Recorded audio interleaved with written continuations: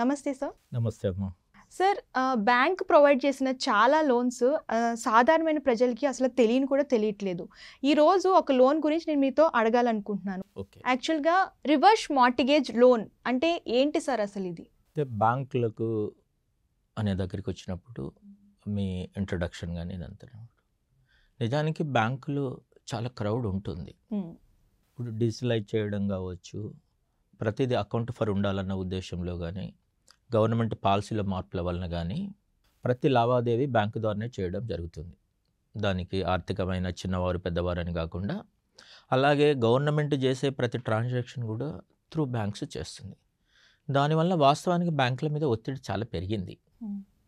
అయితే మీరు అన్నదానికి అది ఒక్కటే కారణమని కాదు, ఇవన్నీ ఉన్నప్పటికీ బ్యాంకు వాళ్ళు సరి అయిన సమయాన్ని కేటాయించి మీరు అడిగిన దానికి సరిగా చెప్పినప్పుడే అదే సర్వీస్ కదా.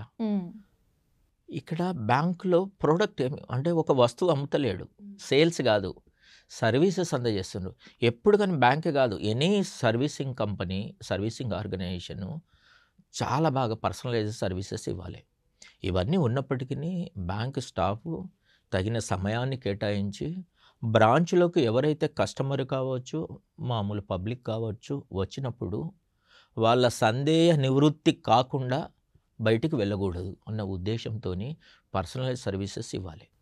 అయితే ఓకే, వర్క్ లోడ్ అనేది ఎక్కువ ఉండడం వల్లనే కొద్దిగా సరిగా వాళ్ళు సర్వీసెస్ అందివ్వలేకపోతున్నారు అని నేను చెప్పగలను.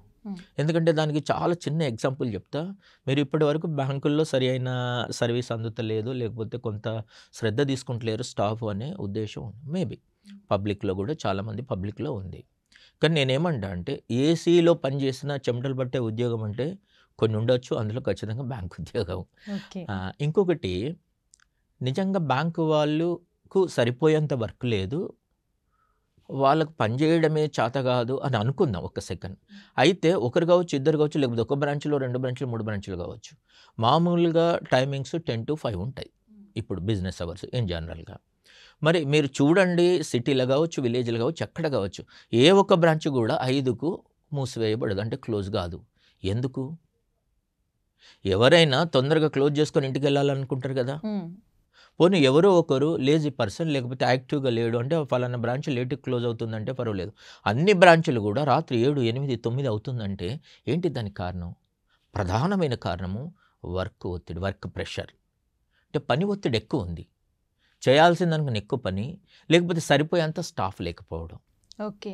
ఇక్కడ విమర్శలాగా కాకుండా మన విషయాన్ని తీసుకుంటే, గవర్నమెంట్ వేసిన కమిటీలు కావచ్చు, ఆర్బీఐ వేసిన కమిటీలు కావచ్చు, అంటే ఇంత బిజినెస్కి ఎంతమంది స్టాఫ్ ఉండాలి అనేదాన్ని కమిటీలు, వాళ్ళు వేసిన కమిటీలు ఇచ్చిన రికమెండేషన్స్ ప్రకారం కూడా స్టాఫ్ లేదు.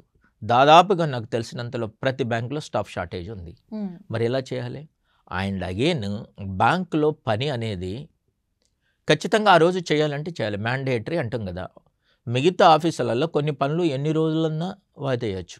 గతంలో అనేవాళ్ళు, అంటే నేను ఏదాన్ని విమర్శిస్తలేను, గతంలో ఏమనేవాళ్ళు అంటే గవర్నమెంట్ ఆఫీసులలో అర్జెంటు అంటే 6 నెలలు అని చెప్పేవాళ్ళు, అంటే దానికి అర్జెంటుకి 6 నెలలు అని. ఇక్కడ ఏంటంటే ఈరోజు ఓపెనింగ్ క్లోజింగ్ అంటాం, ఏది ఏమైనా క్యాష్ క్లోజ్ చేసి టాలీ చేసి వెళ్ళాలి, అంటే అది ఆ రోజే చేయాలి. మరి అలాంటి కంపల్సరీ మ్యాండేటరీ థింగ్స్ ఉన్నాయి, వాయిదా వేసిపోవడానికి లేవు కొన్ని పనులు. అలాంటి పరిస్థితుల్లో నేను అనుకుంటున్నా, అంటే ఇంకా అనుకున్నంత ప్రజలు అనుకున్నంత, ఖాతాదారులు అనుకున్నంత సర్వీసెస్ అందలేకపోతున్నాయేమో కానీ దానికి ఇవి మాత్రం ఇవి సరైన స్టాఫ్ని ఇచ్చి వాళ్ళకు కూడా కొన్ని వర్క్స్ తగ్గించి, లేకపోతే స్టాఫ్ని ఇస్తే సరిపోతుంది, ఎంతైనా పనిచేయచ్చు. ఉంటే పబ్లిక్ హ్యాపీగా ఉంటారు, బిజినెస్ వస్తుంది, గవర్నమెంట్కి కానీ ఎవరికి కానీ ఇలాంటి కాంప్లైంట్స్ ఉండవు. ఇది మామూలుగా. సార్, మీ విలువైన సమయాన్ని వెచ్చించి మా వ్యూవర్స్కి మంచి ఇన్ఫర్మేషన్ ఇచ్చినందుకు చాలా థ్యాంక్స్ సార్. థ్యాంక్ యూ అమ్మా.